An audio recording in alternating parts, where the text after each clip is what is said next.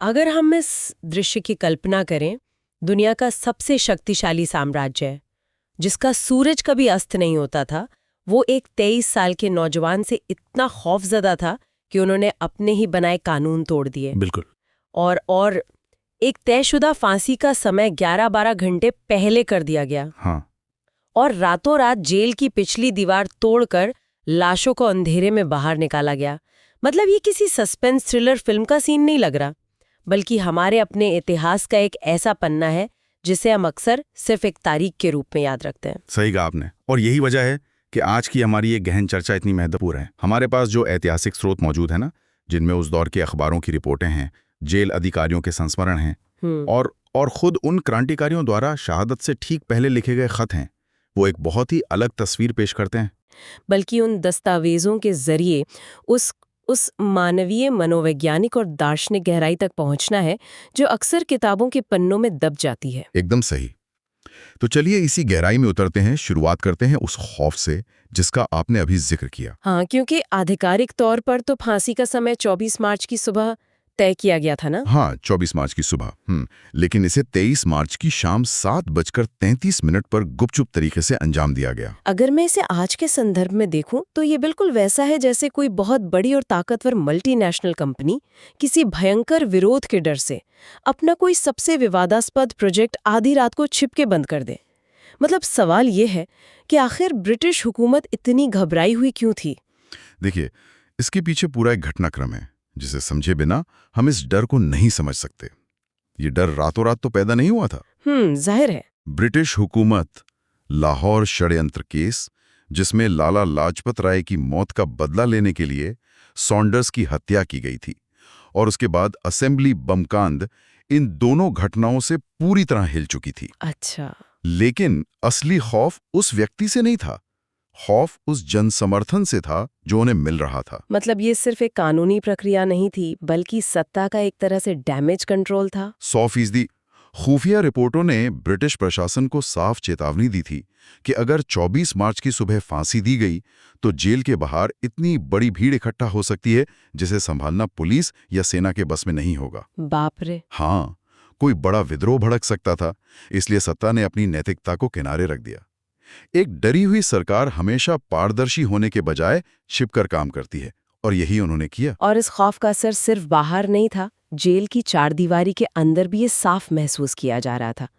स्रोतों में दर्ज है कि 23 मार्च की दोपहर तक सब कुछ एकदम सामान्य था। लेकिन शाम 4 बजे अचानक जेल के वार्डन चरत सिंह ने सभी कैदियों को अपनी अपनी कोठरी में जाने का आदेश दे दिया। किसी को कोई ठोस कारण नहीं बताया गया, बस इतना कहा गया कि ऊपर से आदेश है। सोचिए वो सन्नाटा कितना डरावना रहा होगा। बिल्कुल। और उस सन्नाटे को तोड़ा जेल के नाई बरकत ने। वो हर कोठरी के बाहर से गुजरा और उसने फुसफुसाकर कैदियों को खबर दी कि आज रात ही फांसी होने वाली है। हाँ, और यहीं पर एक डिटेल मिलती है जिसने मुझे सच में हैरान कर दिया।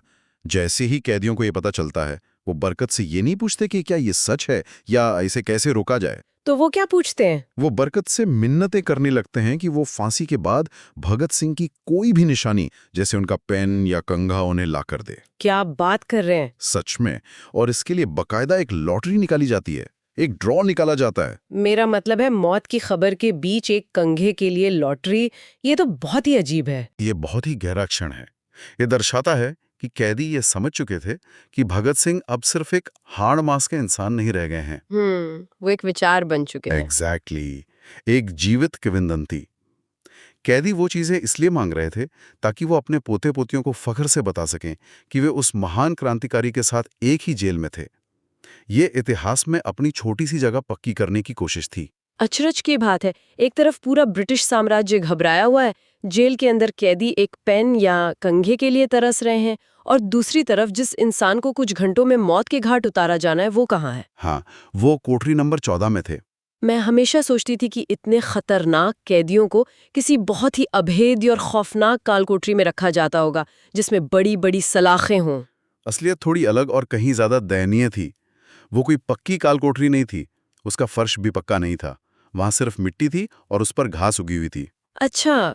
और सबसे चौंकाने वाली बात यह है कि उस कोठरी का आकार इतना छोटा था कि 5 फुट 10 इंच के भगत सिंह के लिए वहां ढंग से सीधे लेटने की जगह तक नहीं थी। ये तो अमानवीय है।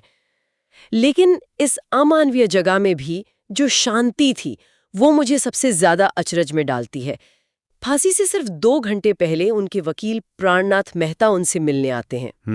कोई भी आम इंसान उस वक्त अपने परिवार के बारे में पूछेगा, रोएगा या अपनी कोई आखिरी ख्वाहिश बताएगा, लेकिन भगत सिंह अपने वकील से क्या मांगते हैं?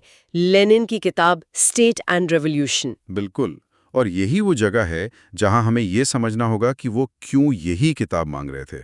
State and revolution Vladimir Lenin की एक ऐसी किताब है जो इस बात पर जोर देती है कि कैसे सत्ता या स्टेट हमेशा ताकतवर वर्ग के हितों की रक्षा करता है। हाँ, और कैसे कामगार वर्ग को उस स्टेट की मशीनरी को पूरी तरह से ध्वस्त करना होगा। ये तो बहुत ही शानदार विडंबना है। मतलब जिस सत्ता या स्टेट की मशीनरी उन्हें कुछ ही मिनटों में फांसी पर चढ़ाने आ रही है, वो उसी मशीनरी को ध्वस्त करने का सिद्धांत पढ़ रहे हैं। एकदम सटीक।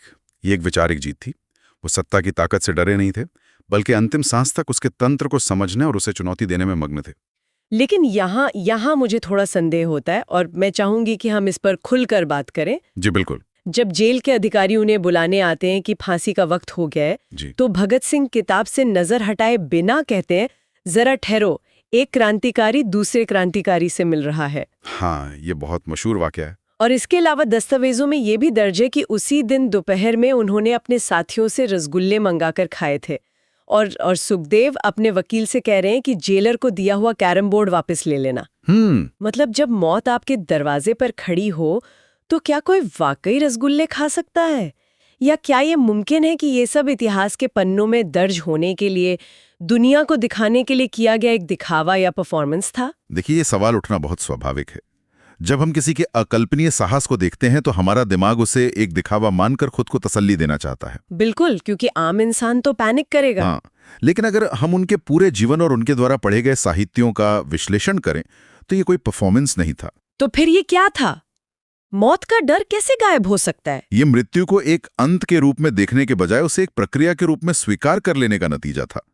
उनके विचार इतने गहरे और सुलझे हुए थे कि उन्हें मालूम था कि उनके शरीर का मरना उनके उद्देश्य के लिए जरूरी है। जब आप अपनी ही मौत को अपने सबसे बड़े हथियार के रूप में देख लेते हैं तो फिर उसका खौफ खत्म हो जाता है। रसगुल्ले खाना, किताब पढ़ना या कैरम बोर्ड की याद दिलाना, ये सब दिखाता है कि वो जीवन के आखिरी पल को भी उसी सहजता के साथ जी रहे थे जैसे कोई आम दिन हो। मृत्यु उनके लिए कोई हवा नहीं थी।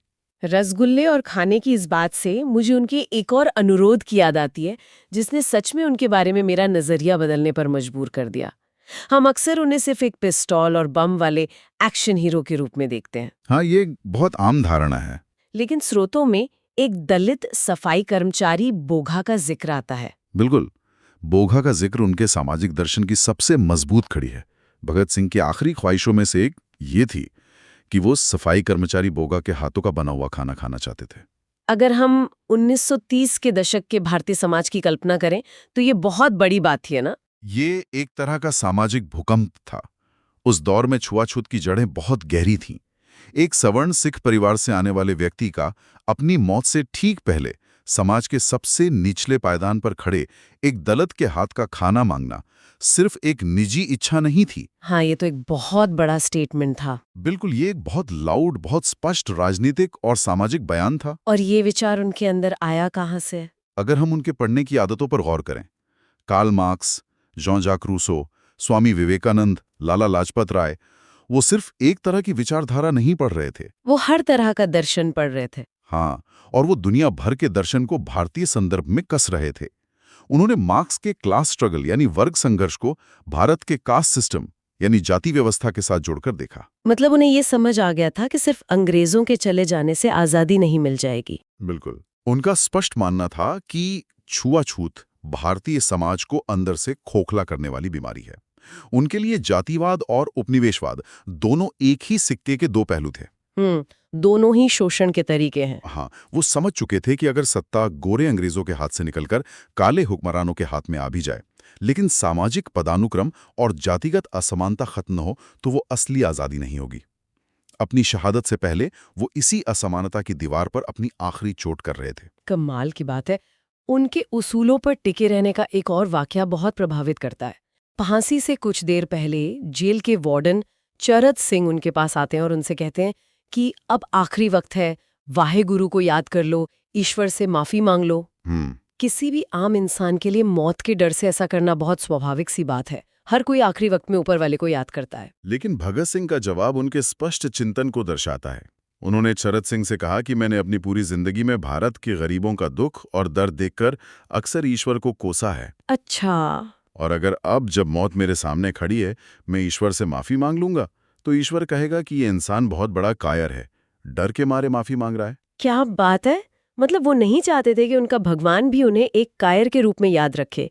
ये सिर्फ नास्तिकता नहीं थी, ये अपने उसूलों के प्रति एक गहरी ईमानदारी थी। एग्जैक्टली। और उनकी इसी ईमानदारी और विचारों की गहराई का सबसे बड़ा सबूत उनके वो खत हैं जो उन्होंने अपनी शहादत से कुछ दिन पहले लिखे थे। हाँ, खत। 3 मार्च 1931 को उन्होंने अपने छोटे भाई कुलतार सिंह को एक खत लिखा था। जब कुलतार उनसे मिलने जेल आए थे तो उनकी आंखों में आंसू थे। एक बड़े भाई के लिए वो पल कितना भावुक रहा होगा। बहुत भावुक। उस खत में भगत सिंह ने कुलतार को समझाया, उसे पढ़ाई पर ध्यान देने को कहा, लेकिन उस खत की एक लाइन ऐसी है जो उनके पूरे दर्शन को समेट लेती है। उन्होंने लिखा, मैं कुछ सांसों का मेहमान हूं, शरीर नश्वर है, विचार अमर हैं। शरीर नश्वर है, विचार अमर है। ये सुनना जितना आसान लगता है, इसे जीना उतना ही मुश्किल है। मुझे हमेशा ये सवाल परेशान करता था कि क्या 23 साल की उम्र में उन्हें जिंदगी जीने की लालसा नहीं थी? क्या उन्हें कोई पछतावा नहीं था? इसका जवाब हमें उनके उस खत में मिलता है जो उन्होंने 22 मार्च को यानी फांसी से ठीक एक दिन पहले अपने साथियों को लिखा था। उस खत में वो कोई झूठा दावा नहीं करते। वो क्या लिखते हैं उसमें? वो पूरी इंसानियत के साथ मानते हैं कि उनके अंदर भी जीने की बहुत गहरी इच्छा है और वो इसे छिपाना नहीं चाहते। तो फिर उन्होंने समझौता क्यों नहीं किया? क्योंकि वो आगे लिखते हैं कि अब वो एक प्रतीक बन चुके हैं। वो समझ गए थे कि अगर वो किसी तरह बच गए या उन्हें लंबी कैद हो गई तो क्रांति की जो आग पूरे देश में भड़की है वो मध्यम पड़ जाएगी। वो उस आग को बुझने नहीं देना चाहते थे। बिल्कुल।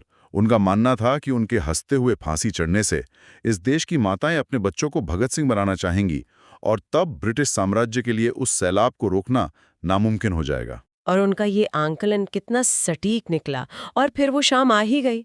7:30 बज रहे हैं। शाहदरा से मसीह जल्लाद को बुलाया गया है। हाँ। तीनों क्रांतिकारी भगत सिंह, सुखदेव और राजगुरु अपनी कोठरियों से बाहर आते हैं। वो फांसी के तख्ते की ओर बढ़ रहे हैं और एक गाना गा रहे हैं, दिल से निकलेगी न मरकर भी वतन की उल्फत, मेरी मिट्टी से भी खुशबुए वतन आएगी। ये रोंगटे खड़े कर देने वाला पल है। बिल्कुल। लेकिन यहाँ स्रोतों में एक ऐसा तथ्य मिलता है जो मेडिकल साइंस को भी हैरान कर दे। फांसी से पहले जब उनका आखिरी बार वजन किया गया तो तीनों का वजन बढ़ा हुआ था। ये कैसे संभव है? तनाव और खौफ तो इंसान को सुखा देते हैं। देखिए, अगर हम इसके पीछे के विज्ञान और मनोविज्ञान को समझें तो जब इंसान भयंकर तनाव या मौत के डर में होता है तो शरीर का मेटाबॉलिज्म बिगड़ जाता है, मांसपेशियां सिकुड़ जाती हैं और वजन तेजी से गिरता है। हाँ, अक्सर यही होता है। लेकिन यहां मामला बिल्कुल उल्टा था। वजन बढ़ना इस बात का शारीरिक प्रमाण है कि उनके अंदर मौत का भय 0 था। शून्य। कमाल है, उनमें कोई तनाव नहीं था, बल्कि एक लक्ष्य को पा लेने की शांति और जीत का एहसास था। शरीर ने उस शांति पर अपनी प्रतिक्रिया दी थी। ये सच में बहुत हैरान करने वाला तथ्य है। और फांसी के वक्त उन्होंने इतनी जोर से इंकलाब जिंदाबाद का नारा लगाया कि उसे जेल के पास रहने वाले लाहौर जिला कांग्रेस के सचिव पिंडी दास सोंधी ने अपने घर तक सुना। सोचिए उनकी आवाज में कितनी ताकत होगी उस वक्त। हाँ, लेकिन इसके बाद ब्रिटिश प्रशासन ने जो किया वो उनके उसी खौफ को एक बार फिर नंगा कर देता है जिसकी बात हमने शुरुआत में की थी। बिल्कुल। उन्होंने शवों को उनके परिवारों को सौंपने की सामान्य कानूनी प्रक्रिया का पालन ही नहीं किया। उन्हें डर था कि अगर शव बाहर गए तो पूरा लाहौर जल उठेगा। इसलिए उन्होंने जेल की पिछली दीवार तोड़ी, शवों को बहुत ही अपमानजनक तरीके से एक ट्रक में डाला और रातों रात सतलज नदी के किनारे ले गए। हाँ, कसूर गांव के एक पुजारी जगदीश अचरज को आनन कानन में बुलाया गया ताकि रातों रात अंतिम संस्कार किया जा सके। लेकिन अंग्रेज अफसर इतने डरे हुए थे कि जैसे ही उन्हें दूर से आता हुआ कोई शोर या भीड़ का एहसास हुआ, वो अधजले शवों को नदी में फेंककर वहां से भाग खड़े हुए। तो इन सब घटनाओं को अगर हम एक साथ रखकर देखें तो आखिर इसका मतलब क्या निकलता है?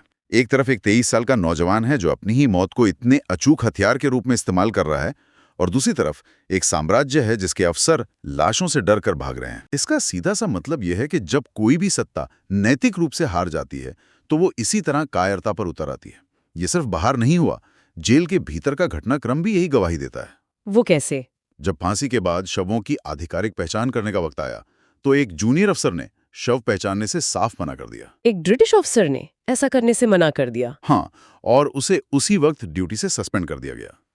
और तो और वार्डन चरत सिंह, जिन्होंने अपनी 30 साल के लंबे करियर में न जाने कितनी फांसियां देखी थी, वो अपने कमरे में जाकर फूट फूट के रोए। एक सख्त जेल अधिकारी का इस तरह रोना, वो सिर्फ दुख के आंसू नहीं हो सकते। बिल्कुल नहीं, वो एक ऐसे अकल्पनीय साहस और वैचारिक दृढ़ता को अपनी आंखों के सामने देखने का असर था जिसने एक कड़क जेलर को भी अंदर तक हिला दिया था। और इसी शहादत का असर था कि ऐतिहासिक रूप से सिर्फ 16 साल बाद, जो कि इतिहास में एक बहुत छोटा सा समय होता है, ब्रिटिश राज का भारत से अंत हो गया। देश भर में जो आग फैली उसने साम्राज्य की जड़ों को हमेशा के लिए उखाड़ दिया।